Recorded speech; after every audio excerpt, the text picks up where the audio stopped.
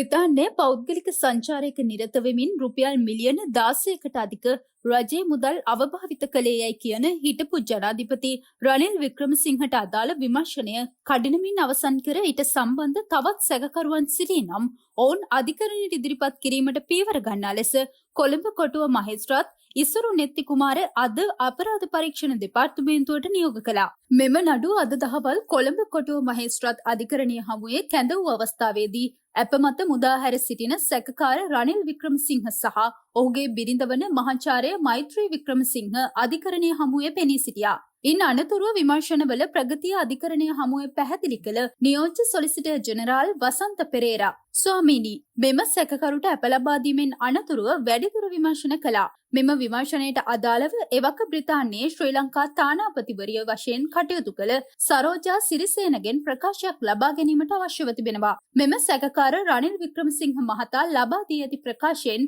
ඔහු ප්‍රකාශ කර තිබෙනවා තමා කියුබාවේ සහ ඇමරිකාවේ නිල සංචාරයක නිරත වීමෙන් අනතුරුව බ්‍රිතාන්‍යයට පැමිණි බව. එය නිල සංචාරයක් වශයෙන් ඔහු සඳහන් කර තිබෙනවා. එම නිසා මේ සම්බන්ධයෙන් වැඩිදුර විමර්ශන සිදු කරනවා. ඒ සඳහා අදාළ විමර්ශන වෙනුවෙන් අපරාධ පරීක්ෂණ දෙපාර්තමේන්තුව හරහා බ්‍රිතාන්‍ය රජය ඉල්ලීමක් කිරීමට බලාපොරොත්තු වෙනවා යයි සඳහන් කර සිටියා. මෙහිදී මහේස්ත්‍රාත්වරයා සඳහන් කළේ තමා මෙම නඩුගොනුවේ සිද්ධිමය කරුණු ගැන අධ්‍යයනය කර තිබෙන බවයි. එම නිසා මෙම විමර්ශනවල ප්‍රගතිය සම්බන්ධයෙන් කරුණු දක්වන ලෙසත් මහේස්ත්‍රාත්වරයා නියෝජ්‍ය සොලිසිටර් ජෙනරාල්වරයාගෙන් ඉල්ලා සිටියා. ඊට ප්‍රතිචාර දැක්වූ නියෝජ්‍ය සොලිසිටර් ජෙනරාල්වරයා මෙම සැකකරු බ්‍රිතාන්‍ය සංචාරයේදී සැප්තැම්බර් මාස 22 සහ 23 යන දිනවල රුපියල් මිලියන 16කට අධික මුදලක් වැය කර ඇති බවට අනාවරණය වී තිබෙනවා. ඒ සම්බන්ධයෙන් වැඩිදුර විමර්ශන සිදු කරනවා යනුවෙන් සඳහන් කළා. ඉන් අනතුරුව පැමිණිල්ල වෙනුවෙන් පෙනී සිටි අතිරේක සොලිසිටර් ජෙනරාල් දිලීප පීරිස් අධිකරණයේ හමුවේ කරුණු දක්වමින් පසුගිය නඩුවාරයේදී දැඩි සත්කාර ඒකකයේ සිටි මේ සැකකරුගේ රෝගී තත්ත්වය පිළිබඳව වෛද්‍යවරු 6 දෙනෙකුගේ වාර්තාවක් අධිකරණයට ඉදිරිපත් කර තිබුණා. එම වාර්තාවේ සඳහන් කර තිබුණා මේ සැකකරුගේ හෘද වස්තුවේ දමන මිය ගොස් තිබෙන බව. කොළඹ ජාතික රෝහලේ වැඩබලන අධ්‍යක්ෂ විජේසිංහ මහතා විසින් එම වාර්තාව යොමු කර තිබුණා. මේ වාර්තාව අධිකරණයට ආවේ කොහොමද? සැකකරු සම්බන්ධයෙන් එවැනි වාර්තාවක් ඉදිරිපත් කරන්න කියලා අධිකරණයේ නියෝගයක් නිකුත් කළේ නැහැ. අධිකරණ නියෝගයක් නැතිව මෙහෙම වාර්තාවක් උසාවියට ආවේ කොහොමද? මෙහෙම වාර්තාවක් ආවම ඒක අධ්‍යයනය කරන්න පැමිණිල්ලට ලබා දිය යුතුයි. නමුත් මේ වාර්තාව අධ්‍යයනය කරන්න අපට අවස්ථාව ලබා දුන්නේ නැහැ. සාමාන්‍ය පුද්ගලයෙකුට මේ වගේ වාර්තාවක් ඇඳවන්න පුළුවන්ද? සාමාන්‍ය පුද්ගලයෙක් මෙහෙම වාර්තාවක් ඉල්ලුවොත් වෛද්‍යවරු කියයි අධිකරණ නියෝගයක් කරන්න එන්න කියලා. මේ සැකකරුගේ නීතිඥවරුන්ගේ අනුග්‍රහයෙන් තමයි මේ වාර්තාව අධිකරණයට ආවේ. මේක රජයේ මුදල් අවභාවිත කිරීමක් පමණක් නෙවෙයි අධිකරණ බලයත් අවභාවිත කිරීමක් යනුවෙන් සඳහන් කළා. එම අවස්ථාවේදී මහේස්ත්‍රාත්වරයා අතිරේක සොලිසිටර් ජෙනරාල්වරයා වෙත ප්‍රශ්නයක් යොමු කරමින් ඔබ මෙම සැකකරුගේ අප නියෝගයේ යලි සමාලෝචනය කරන්න කියලා ඉල්ලීමක් කරනවද යනුවෙන් විමසුවා. ඊට පිළිතුරු දුන් දිලීප පීරිස් ඔව් ස්වාමීනි මේ සම්බන්ධයෙන් යලි සලකා බැලිය යුතුයි. එදා අපි ඉල්ලීමක් කළා දැඩි සත්කාර ඒකකයේ සිටින මේ සැකකරුගේ රෝගී තත්ත්වය ගැන. කොළඹ අධිකරණ වෛද්‍ය නිලධාරියා ඇතුළු වෛද්‍යවරු 3 දෙනෙකු මාර්ගයෙන් පරීක්ෂණයක් කළ යුතු බව අදත් අපි ඉල්ලීම කරනවා. මොකද රක්ෂිත බන්ධනාගාරගත කළ පසුව මේ සැකකරු පැයක්වත් බන්ධනාගාරයේ හිටියේ නැහැ. රිමාන්ඩ් කළ පසුව ජාතික රෝහලේ වාට්ටුවකට ඇවිල්ලා දැඩි සත්කාර ඒකකට ඇතුළත් වුණා. මේ සැකකරු දැඩි සත්කාර ඒකකයේ තඩි පොතක් තියාගෙන කියවනවා ඡායාරූප වලින් දක්වා තිබුණා. ස්වාමීනි දැඩි සත්කාර ඒකකයට ඇතුළත් කරන්න තරම් රෝගී තත්වයකින් පසුවන පුද්ගලයෙකු පොතක් කියවන්නේ කොහොමද? සාමාන්‍යයෙන් දැඩි සත්කාර ඒකකයෙන් නිදහස් කළ රෝගියෙකු ඊළඟට ඇතුළත් වන්නේ සාමාන්‍ය වාට්ටුවකටයි. නමුත් මේ සැකකරු දැඩි සත්කාර ඒකකයෙන් නිදහස් වූ ගමන් ඇවිදගෙන ගෙදර යනවා. අප ලබා ගැනීම සඳහාම තමයි ඔහු දැඩි සත්කාර ඒකකයට ඇතුළත් වෙලා තිබෙන්නේ. මොකද සැකකරුගේ නීතිඥවරු අධිකරණයේ ඉදිරියේ මතයක් නිර්මාණය කළා. මේ සැකකරු මරණාසන්න තත්වෙන් පසු වෙනවා කියලා. දැඩි සත්කාර ඒකකවල ඡායාරූප ගන්න පුළුවන්ද? සෙල්ෆි ඡායාරූප ගන්න පුළුවන්ද? නමුත් මේ සැකකරු දැඩි සත්කාර ඒකකයේදී ලබාගත් ඡායාරූප නිකුත් වෙලා තිබෙනවා. ඒවා අහම්බෙන් ගත්ත ඡායාරූප නෙවෙයි. හිතාමතාම කැමරාවට මුහුණ දී ලබාගත් ඡායාරූප බව සඳහන් කළ යුතුයි. මෙවැනි ක්‍රියා නිසා මහජන විශ්වාසය බිඳ වැටෙනවා. යයි සඳහන් කළ නියෝජ්‍ය සොලිසිටර් ජෙනරාල්වරයා කොළඹ අධිකරණ වෛද්‍ය නිලධාරියා ඇතුළු වෛද්‍යවරු 3 දෙනෙකුගෙන් යුත් කමිටුවක් විසින් මෙම සැකකරුට ඇතැයි කියන රෝගී තත්ත්වයන් පිළිබඳව විමර්ශනයක් කළ යුතු බවත් සඳහන් කළා. වැඩිදුරටත් කරුණු දැක්වූ අතිරේක සොලිසිටර් ජෙනරාල්වරයා ස්වාමීනි, බ්‍රිතාන්‍ය පෞද්ගලික සංචාරයක නිරත වෙමින් මෙම සැකකරු පැය 36කට රුපියල් මිලියන 16කට වැඩි මුදලක් වැය කර තිබෙනවා. මෙම සැකකරු 2022 වසරේ ජූලි මාස 11 වෙනිදා සිට 2024 වසරේ සැප්තැම්බර් මාසය දක්වා ජනාධිපති ධුරයේ කටයුතු කළ තිබෙනවා. ජනාධිපතිවරයෙකුගේ මූලික වැටුප රුපියල් 97500ක් පමණයි. ඒ අනුව ඔහු ධුරයේ සිටි කාලය තුල රුපියල් 25,40,947ක මුදලක් වැටුප් වශයෙන් ලබාගෙන තිබෙනවා.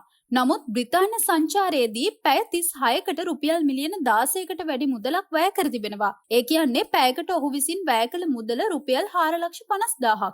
විනාඩියකට රුපියල් 7,500ක මුදලක් වැය කර තිබෙනවා. යනුවෙන් අතිරේක සොලිසිටර් ජෙනරාල්වරයා සඳහන් කර සිටියා. ඉන් අනතුරුව සැකකාර රනිල් වික්‍රමසිංහ වෙනුවෙන් පෙනී සිටි ජනාධිපති නීතිඥ තිලක් මාරපන අධිකරණය හමුවේ කරුණු දක්වමින් මේ සැකකරු කියුබාවේ සහ ඇමරිකා එක්සත් ජනපදයේ නිල සංචාරයක නිරත වීමෙන් පසුව තමයි එංගලන්තයට ගියේ. ඔහු බිරිඳගේ උපාධි ප්‍රදානෝත්සවයට අමතරව වැදගත් නිල උත්සවයකට සහභාගී වුණා.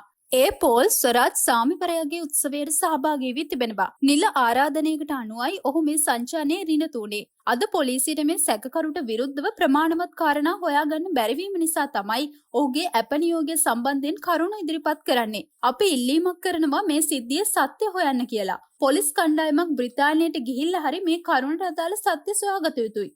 මොකද ඔහුට අදාළ විශ්වවිද්‍යාලයෙන් ආරාධනා කරන ලිපියක් අපි පොලිසියට ඉදිරිපත් කළා. එහෙත් එවැනි ලිපියක් තිබියදී තමයි පොලිසිය ඔහු අත්අඩංගුවට ගත්තේ. මේක හරිම අසාධාරණයි. ඔහු අවුරුදු 50ක පමණ අත්දැකීම් තිබෙන නීතිඥවරයෙක්. ඔහු රුපියල් මිලියන 16කට වඩා වැඩි සේවයක් කළා තිබෙනවා. යනුවෙන් සඳහන් කර සිටියා. එහිදී වැඩිදුරටත් කරුණු දැක්වූ අතිරේක සොලිසිටර් ජෙනරාල් දිලීප පීරිස් ස්වාමීනි, ඔහු අවුරුදු 50ක් සේවය කරපු නීතිඥවරයෙක් කියලා නම් කියන්න බෑ. ඔහු හිටපු ජනාධිපතිවරයෙක්. ඔහු විසින් නිල ආරාධනාවක් කළ බවට ඉදිරිපත් කරන ලිපිය කූට ලේඛනයක් හැටියට අපි තවමත් කියනවා. ඔහු මරණාසන්න රෝගී තත්වයකින් පසුවන බව කියලා තමයි අප ලබා ගත්තේ. ඉන්පසු ඒ සම්බන්ධයෙන් ප්‍රතිකාර ලබා ගත්තද ශල්‍ය කර්මයක් කරාද යනුවෙන් ප්‍රශ්න කළා. ඊට ප්‍රතිචාර දැක්වූ ජනාධිපති නීතිඥ තිලක් මාරපන ප්‍රතිකාර ලබා ගත්ත ස්වාමීනි, ඔහුගේ හෘද වස්තුවේ රෝගී තත්වයක් තිබෙනවා. වෙනත් මාර්ගයකින් තමයි ඔහුගේ හෘදයට ලේ ගමන් කරන්නේ යනුවෙන් සඳහන් කර සිටියා. දෙපාර්ශවයේ ඉදිරිපත් කර කරුණු සලකා බැලූ මහේස්ත්‍රාත්වරයා මෙම සැකකරුට පූර්වගාමී මහේස්ත්‍රාත්තුමිය විසින් ලබා දුන් අපනියෝගය පිළිබඳව යලි සලකා බැලීමක් සිදු කරන්නේ නැහැ. පූර්වගාමී මහේස්ත්‍රාත්තුමිය මෙම අපනියෝග නිකුත් කර තිබෙන්නේ ඉදිරිපත් වූ වෛද්‍ය වාර්තා පරීක්ෂා කර ඒ සම්බන්ධයෙන් සෑහීමකටපත් වූ පසුයි. වෛද්‍ය වාර්තා නිවැරදි නම් මේ සම්බන්ධයෙන් ගැටලුවක් මතුවන්නේ නැහැ. නමුත් මේ වෛද්‍ය වාර්තා සම්බන්ධයෙන් පැමිණිල්ල අද අධිකරණයේ කරුණු ඉදිරිපත් කළා. ඒ නිසා මේ සැකකරුට අප ලබා දීමට පාදක කරගත් වෛද්‍ය වාර්තාව තුළ මොහුට ඇති රෝගී තත්ත්වයන් සම්බන්ධයෙන් ඉදිරිපත් කළ කරුණු පිළිබඳව ඒ ලබා දුන් වෛද්‍යවරු ඔවුන්ගේ මතය පැහැදිලි කළ යුතුයි යනුවෙන් මහේස්ත්‍රාත්වරයා සඳහන් කළා. වැඩිදුරටත් සිය නියෝගය ප්‍රකාශයට පත් කළ මහේස්ත්‍රාත්වරයා මේක සංකීර්ණ විමර්ශනයක් නෙවෙයි. විමර්ශන කඩිනමින් අවසන් කිරීමට හැකියාවක් තිබෙනවා. ජනාධිපති ලේකම්වරයා මෙම නඩුවේ සැකකරුවෙක්ද නුවෙන් පැමිණිල්ලෙන් විමසීමක් කරනු ලැබුවා. ඊට පිළිතුරු දුන් නියෝජ්‍ය සොලිසිටර් ජෙනරාල් බසන්ත පෙරේරා ස්වාමීනි, සියලු විමර්ශන අවසන් වීමෙන් පසුව තමයි ඒ සම්බන්ධයෙන් පියවරයක් ගන්නේ යයි පැවසුවා. ඉන් අනතුරුව වැඩිදුරටත් සිය නියෝගය ප්‍රකාශයට පත් කළ මහේස්ත්‍රාත්වරයා මීට දිනකට පෙර විමර්ශන අවසන් කර ප්‍රගති අධිකරණයට වාර්තා කළ යුතුයි. තවදුරටත් සැකකරුවන් සිටි නම් ඔවුන්ද අත්අඩංගුවට ගෙන අධිකරණයට ඉදිරිපත් කළ යුතුයි. මෙම සැකකරුගේ සංචාරය නිල සංචාරයක්ද නැත්නම් පෞද්ගලික සංචාරයක්ද කියලා අදාළ අංශවලින් තොරතුරු ලබාගෙන විමර්ශනය කළ යුතුයි. ඒ මත තමා මේ නඩුව පවත්වාගෙන යන්න පුළුවන්ද කියන කාරණයක් තීන්දුව වෙන්නේ යනුවෙන් මහේස්ත්‍රාත්වරයා අපරාධ පරීක්ෂණ දෙපාර්තමේන්තුවට නියෝග කළා. වැඩිදුරටත් කරුණු දැක්වූ මහේස්ත්‍රාත්වරයා මෙම සැකකරු අත්අඩංගුවට ගෙන අධිකරණයට ඉදිරිපත් කළ දින අධිකරණයේ අවට සිදු වූ සිදුවීම් හා සිදු කළ ප්‍රකාශ සම්බන්ධයෙන් විමර්ශනයක් පවත්වා අධිකරණයට අපහාසයක් සිදු වී තිබේදැයි කරුණු වාර්තා කරන ලෙස මීට පෙර නියෝගයක් නිකුත් කර තිබුණා. ඒ සම්බන්ධයෙන් තවදුරටත් විමර්ශන පවත්වා අදාළ ක්‍රියාවලින් අධිකරණයට අපහාසයක් සිදු වී තිබේද, එවැනි අපහාසයක් සිදු කළේ කවුද සහ ඒ සම්බන්ධයෙන් ගන්නා නීතිමය ක්‍රියා මාර්ග මීළඟ දින අධිකරණයට දැනුම් දිය යුතුයි යනුවෙන් අපරාධ පරීක්ෂණ දෙපාර්තමේන්තුවට නියෝග කර සිටියා. පැමිණිල්ල නැවත ජනවාරි මාස 28 වෙනිදා කැඳවන ලෙසත් මහේස්ත්‍රාත්වරයා නියම කළා.